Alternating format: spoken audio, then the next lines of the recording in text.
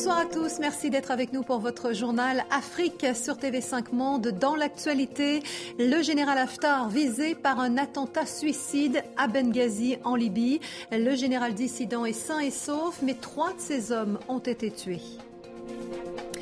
La mise en garde de l'ONU au Burundi à 1 an de la présidentielle. La communauté internationale dénonce des entraves aux libertés. La réponse dans ce journal du président du Burundi, Pierre Nkurunziza, est notre invité. Et puis notre chronique, on en parle. On va se pencher ce soir sur les risques liés aux médicaments contrefaits. Lise Laure-Etia et moi recevons Hervé Odonou, pharmacien. Il répondra à vos questions. Bonsoir. Bonsoir. Un peu plus de 2 semaines après le déclenchement de son offensive anti-islamiste, le général Haftar a donc été victime d'une contre-attaque. À Benghazi, ce mercredi, un kamikaze a projeté sa voiture piégée contre son QG.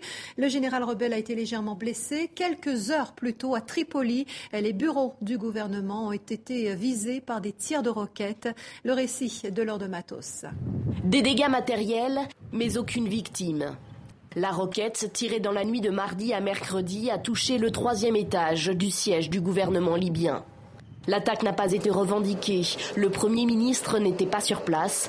Et il a tenu ce mercredi à recevoir l'ambassadeur britannique en Libye dans ce même bâtiment, en présence de caméras. Une manière de montrer qu'Ahmed Mitig ne cède pas à la peur. Il y a 8 jours, son domicile privé avait été attaqué par un groupe d'assaillants. Ahmed Mitig, élu début mai par le Parlement, reste contesté par le Premier ministre sortant Abdallah Al-Thani et ses partisans. La Libye se trouve depuis 10 jours avec 2 gouvernements rivaux. Mais ni l'un ni l'autre n'est en mesure de mettre fin aux violences meurtrières, notamment à Benghazi.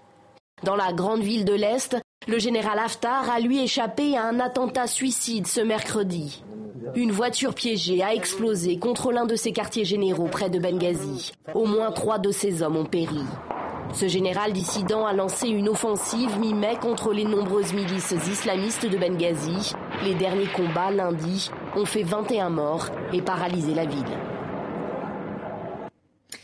Et en marge du chaos en Libye, toujours cet assassinat d'un délégué du Comité international de la Croix-Rouge. L'homme de nationalité suisse a été tué à Sirte où il était en mission. Des hommes armés ont attaqué son véhicule. À Abuja, au Nigeria, le gouvernement revient sur sa décision d'interdire les manifestations de soutien aux lycéennes kidnappées par Boko Haram. La mesure avait été annoncée lundi, officiellement pour raison de sécurité. La mobilisation va donc se poursuivre alors que les familles des otages s'inquiètent. Anne-Christine Roth. Ils sont venus apporter leur soutien psychologique. Des mots pour apaiser. Face à eux, les familles des lycéennes enlevées par Boko Haram. Cela fait 7 semaines que leurs filles sont entre les mains de la secte islamiste. Certaines femmes ont des problèmes psychologiques. Elles appellent leurs filles la nuit. Elles leur demandent de venir. Malheureusement, leurs filles ne sont pas là. Ça a des répercussions mentales et même physiques. Moi, ma fille a été kidnappée. J'ai eu envie de me tuer ou tout simplement de disparaître. Ça vaudrait mieux pour moi. Maintenir la pression sur le gouvernement. C'est l'objectif de ceux qui manifestent quasi quotidiennement à Abuja, leur soutien aux jeunes lycéennes. Lundi, la police avait annoncé que ces rassemblements seraient désormais interdits, officiellement pour raison de sécurité. Elle a finalement fait marche arrière devant la réaction des manifestants qui ont saisi la justice. Ce que le préfet de police a fait est non seulement illégal, c'est méprisant. Et le mépris est une infraction, c'est un outrage. Il s'agit d'une infraction pénale. La mobilisation continue alors que l'on a appris ce mercredi que Boko Haram avait mené de nouvelles attaques dans l'état de Borno, faisant au moins 30 morts. Et à propos d'otages, nous n'oublions pas bien sûr Serge Lazarevitch, kidnappé au Mali en 2011. Cela fait aujourd'hui 923 jours que le Français est en captivité. Un mot du conflit au Soudan du Sud. La reprise des pourparlers entre belligérants devait avoir lieu aujourd'hui à Addis-Abeba. Elle a été reportée. Pas d'explication à ce report. Le président Salva Kiir et son ancien vice-président Riek Machar doivent théoriquement se rencontrer d'ici le 9 juin prochain. Les envoyés spéciaux pour la région des Grands Lacs sont arrivés à Kinshasa, en RDC. Les représentants de l'ONU, de l'Union africaine, de l'Union européenne et des États-Unis appellent la RDC à publier un calendrier global des scrutins prévus d'ici 2 ans. Des élections locales, provinciales, législatives et présidentielles doivent avoir lieu d'ici 2016. Bonsoir. Président du Burundi. Alors, avant Kinshasa, les représentants des Grands Lacs étaient à Bujumbura, où vous les avez reçus ce week-end. À l'issue de leur visite, ils se sont dit préoccupés par les entraves aux libertés constatées dans votre pays. Qu'est-ce que vous leur répondez ? Et d'abord, je tiens donc à vous remercier de cette information parce que quand on les a reçus, juste après, ils ont fait donc un message au peuple burundais, même à la communauté internationale. Ce qu'ils appréciaient positivement l'ont pas déjà franchi par les Burundais pour ce qui est de la préparation du processus électoral pour l'année prochaine, notamment pour ce qui est du cadre de dialogue entre les partis politiques. Et aussi, ils sont convenus de mettre sur pied, donc élaborer un code de conduite et qu'ils vont suivre les partis politiques eux-mêmes, mais aussi le forum pour les jeunes de tous les partis politiques pour qu'ils aussi élaborent un code de conduite pour les échéances prochaines. Alors, vous avez tout de même émis un communiqué conjoint, donc au lendemain de votre rencontre, s'inquiétant de ces entraves aux libertés. Qu'est-ce que vous leur dites aujourd'hui ? Bon, je pense qu'il n'y a pas d'entrave comme telle parce que vous savez très bien, quand on approche les élections, ce n'est pas uniquement au Burundi, c'est comme dans tous les autres pays. Chacun cherche donc à tirer la couverture de son côté pour attirer donc la masse électorale derrière lui. Mais nous disons ce qui est très important, c'est que nous avons la loi électorale et nous avons le code électoral, nous avons aussi la loi sur les manifestations publiques. Tout doit être fait donc au respect de la loi. Et je pense très bien que tous les partis politiques qui s'inscrivent dans la logique de la loi font leur réunion. Il n'y a pas d'entrave aux libertés au Burundi. Il n'y a pas d'entrave jusqu'à aujourd'hui. Alors, à Bujumbura, aujourd'hui, un employé de l'ONU a été expulsé. C'est le 2e employé de l'ONU expulsé en 2 mois. Est-ce qu'il y aurait un lien, Monsieur le Président, entre ces expulsions et les allégations récentes de l'ONU concernant de présumées livraisons d'armes à de jeunes Burundais qui seraient entraînés dans un camp militaire en République démocratique du Congo ? Et d'abord, on a démenti toutes ces informations qui étaient montées de toutes pièces et qui étaient des allégations sans fondement.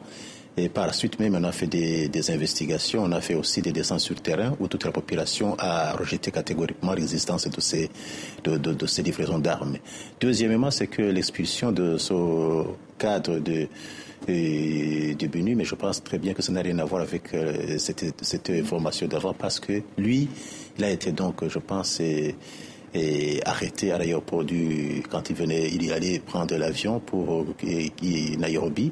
Il était en possession de munitions et de 2 chargeurs Garnida de munitions. C'était donc quelque chose qui devait être suivi au niveau des relations. Ça n'a rien à voir avec cela. Alors la société civile burundaise demande tout de même une enquête sur cette affaire de livraison d'armes présumées. Vous dites que tout ça est faux. Est-ce qu'en tant que président, vous allez néanmoins ordonner l'ouverture d'une enquête officielle ? Et vous savez très bien, ce n'est pas la toute première fois que ces informations sont montées de toutes pièces au Burundi. Depuis dans les années 93, quand il y avait, avant les élections en 93, il y avait aussi la circulation de ces rumeurs. En 2005, avant les élections, il y avait aussi ces rumeurs de distribution d'armes. Et en 2010 aussi, avant les élections, il y avait donc ces informations. Nous disons que ce sont des comportements qui sont parfois donnés par les hommes politiques mal intentionnés pour dérouter ceux qui veulent suivre leur processus électoral. Sinon, ça ne date pas d'aujourd'hui, c'est de très longtemps. Alors Pierre Nkurunziza, à l'occasion de votre venue en France, l'ONG Human Rights Watch rappelle que l'un des plus grands défenseurs des droits de l'homme au Burundi est en prison. Il s'agit de Pierre Claver Bonimba. Il avait justement relayé ces informations de l'ONU. Human Rights Watch rappelle également qu'une vingtaine de militants du parti d'opposition MSD ont été jetés en prison à vie après des manifestations qui ont dégénéré en affrontement avec la police. Le tout à l'issue d'un procès éclair d'1 jour. Est-ce que, selon vous, ces verdicts sont justes ? Je pense très bien qu'il faut laisser la justice faire son travail parce qu'ils ont donc leur procédure de faire. Ils travaillent sur aussi le code pénal. Nous disons que ce qui est très important, c'est que celui qui est inculpé a droit à la défense. Et ce qui est fait, c'est qu'au Burundi, quand on est aujourd'hui même arrêté, on a droit donc à avoir des avocats qui vous aident donc à faire la défense devant la justice. Ce qui est très important pour nous, c'est de ne pas dire quelqu'un qui commet une infraction par rapport à ce qu'il fait. Donc, Mais la prison à vie, tout de même, est-ce que c'est pas un peu exagéré? Je pense qu'il faut comprendre pourquoi donc on parle d'unique condamnation. Mais ils oublient aussi qu'il y a donc le recours en appel. Il y a donc au premier degré, quand il y a donc des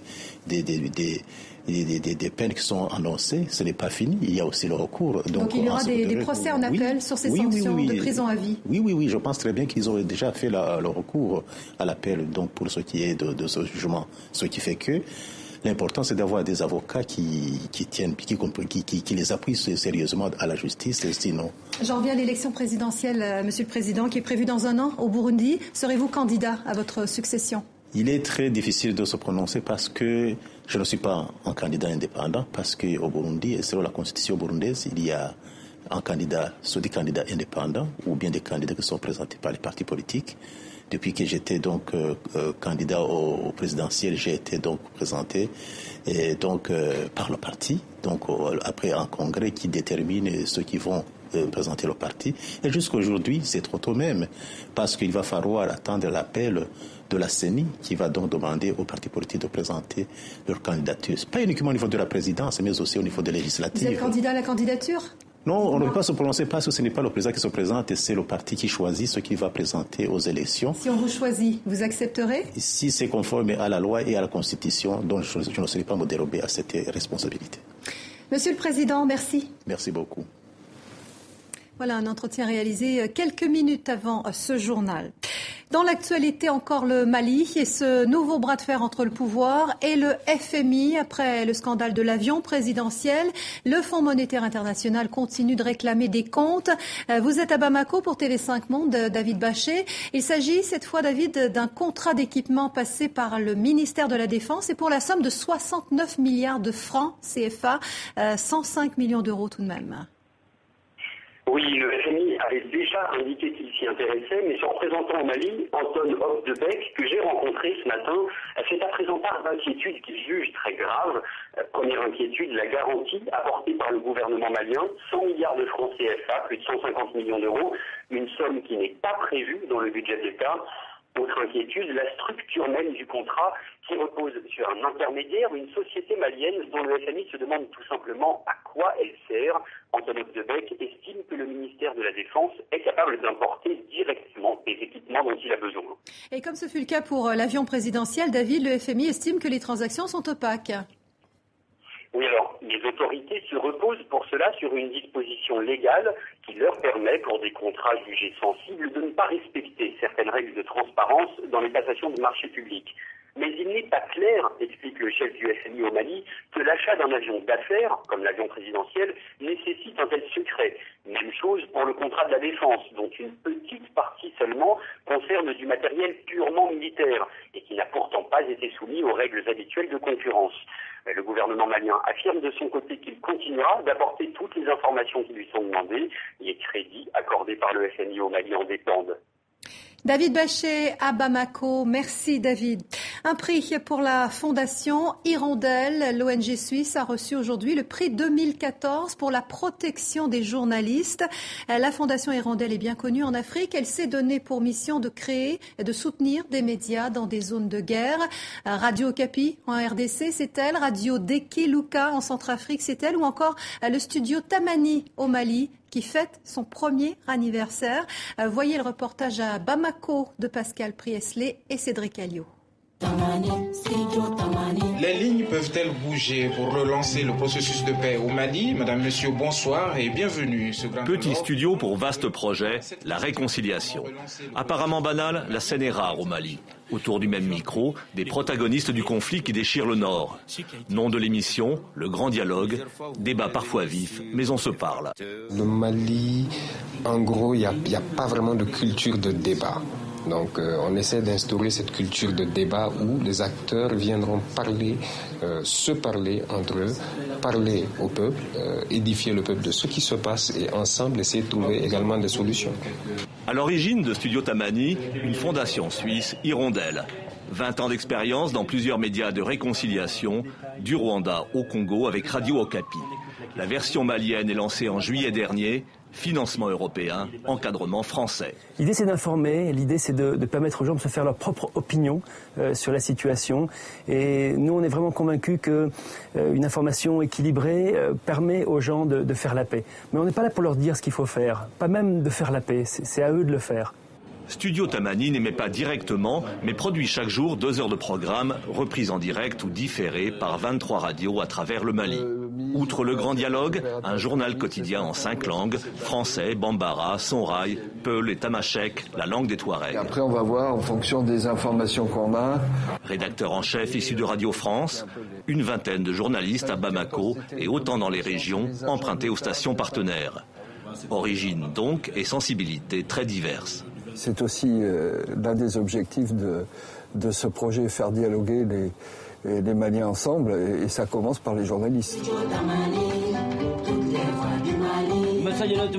En moins d'1 an d'existence, Studio Tamani a trouvé sa place dans le paysage audiovisuel malien. D'abord suspecte, sa démarche d'ouverture s'est progressivement installée. Tant qu'on ne connaît pas l'autre, on ne pourra jamais se comprendre, on ne pourra jamais se pardonner. Peut-être il faut l'écouter pour savoir pourquoi il a fait ça. Il faut l'approcher pour pouvoir négocier avec lui. Bonsoir à tous. Aujourd'hui, tributaire de subventions internationales ponctuelles, Studio Tamani s'efforce de capter une publicité institutionnelle. Objectif, pérenniser son existence. Sans la durée, le dialogue entamé et donc l'initiative perdraient une grande part de leur sens. Et on passe à notre chronique, on en parle cette semaine. Merci d'être avec nous, Hervé Adounou. Vous êtes pharmacien en région parisienne. Lise Laure, on s'intéresse donc ce soir aux médicaments contrefaits. Oui, Linda, et à la suite de l'explosion du trafic constaté par Interpol et de nombreuses saisies, voici la question que nous vous avons posée. Médicaments contrefaits, quels sont les risques? Alors Marisa Ekolo à Yaoundé constate plutôt que les médicaments sont chers en pharmacie et elle nous demande si les populations, Hervé Adounou, ont vraiment le choix. Je dirais, bonsoir déjà. Donc je dirais que les populations ont difficilement le choix. Mais il faut savoir que les médicaments contrefaits sont dangereux. Donc, à ce titre, je conseillerais aux populations de se rendre dans des pharmacies ou de s'adresser aux associations ou ONG qui ont des agréments d'État et qui peuvent recevoir des médicaments sûrs et bien pour la santé. Même si c'est cher. Pour le coût des médicaments, je pense que les États doivent faire les efforts nécessaires, c'est-à-dire mettre en place une politique de gestion des médicaments, d'achat et de distribution pour que le coût soit minoré pour les patients et pour toute la population. Oui, c'est dangereux. Je rappelle que 50% des médicaments contrefaits dans le monde sont écoulés sur le continent. Un exemple, en 1995, le Niger avait reçu un cadeau empoisonné à un pays dont on va taire le nom. Lui avait fait don de faux vaccins. 2500 patients ont péri. Alors justement, Linda, Chloé Emma, qui vit à Montpellier, nous demande d'où viennent ces médicaments. Il faut savoir que la plupart des médicaments contrefaits viennent de 2 pays principaux pour 75% d'entre eux. Donc la Chine et l'Inde sont les 2 pays principaux à partir desquels on écoule les médicaments contrefaits. Et en Afrique, le seul site de production à notre connaissance actuellement, c'est le Nigeria. Après, il y a plusieurs sites de distribution. Alors l'OMS estime que l'Afrique paye un lourd tribut donc à ce trafic de médicaments. Chaque année, 200 000 décès sont directement imputables à la contrefaçon. Alors justement, Cornelia Kaleta, qui est en République démocratique du Congo, nous rappelle que son père avait développé une insuffisance rénale à la suite d'une fausse piqûre de quinine. Alors quelles sont les principales maladies que l'on développe quand on avale ces médicaments ? Je dirais, je ne parlerai pas en termes de maladie, mais je parlerai plutôt en termes d'impact sur la santé. Donc, il faut savoir que la plupart de ces médicaments sont éliminés par voie urinaire, par voie fécale et par voie hépatique, c'est-à-dire par le foie. Donc, les 3 principaux organes qui seront impactés par ces faux médicaments, je viens de les citer. Mais autrement, on peut parler aussi en règle générale et dire que toute la santé sera déclinante à partir de faux médicaments. Donc, je conseille vivement aux populations d'aller vers les pharmacies et vers les associations pour prendre des vrais médicaments pour leur santé. Plusieurs téléspectateurs et internautes dénoncent ce trafic de médicaments, mais ils reconnaissent en même temps qu'il fait vivre des milliers de familles. Des familles que l'on trouve d'ailleurs dans les marchés. Et John Adambeto nous demande comment est-ce qu'on peut distinguer les bons des mauvais médicaments. Au risque de me répéter, je dirais que les bons médicaments doivent être trouvés en pharmacie ou en officine ou dans les associations dûment habilitées à les distribuer. Autrement, si on se trouve sur le marché ou d'autres lieux non habilités pour la distribution de ces médicaments, tout le monde peut convenir avec moi que nous courons un danger puisque ces médicaments ne seront pas conservés dans de bonnes conditions. Donc nous aurons affaire à des médicaments difficiles. Donc on a bien compris, il ne faut pas acheter les médicaments dans les rues, il faut donc aller les acheter en pharmacie. Merci Hervé Odonou, merci Lise Lauretiat, et puis un grand merci à vous pour vos commentaires et vos questions sur notre page Facebook. Un mot de football avant de se quitter, direction Philadelphie, aux États-Unis, où à quelques jours du coup d'envoi du mondial du Brésil, le Nigeria et la Grèce disputaient hier soir un match amical de préparation à la Coupe du Monde. Eh bien, les deux équipes ont fait match nul, 0 partout. C'est la fin de votre journal Afrique. Merci de votre confiance et de votre fidélité. À demain.